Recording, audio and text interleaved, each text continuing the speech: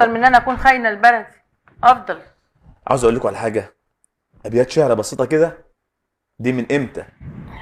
من قبل سيدنا عليه الصلاه والسلام، عليه أفضل الصلاة والسلام. من زمان جدا. وشوفوا الابيات دي بتدل على ايه. استاذ المخرج معانا. قارنت مصر بغيرها فتدللت وعجزت. قارنت مصر بغيرها فتدللت وعجزت أن أحظى لها بمثيلي. هذه الحضارة معجزات في الورى، عقم الزمان بمثلها كبديلي. رفع الإله مقامها وأجله بالذكر في التوراة والإنجيل. جاءوا بيوسف من غياهب ظلمة أرض العزيز فكان خير نزيلي. أرض العزيز فكان خير نزيلي. والنيل يتبع وحي منشئ قطره كالطير حين الوحي عام الفيل.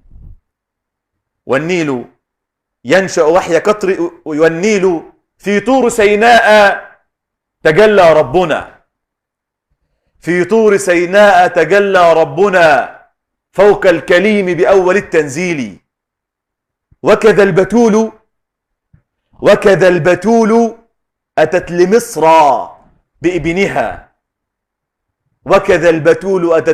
بابنها تبغي الأمان وتحتمي بمقيل. يكفيك يا أرض الكنانة هاجر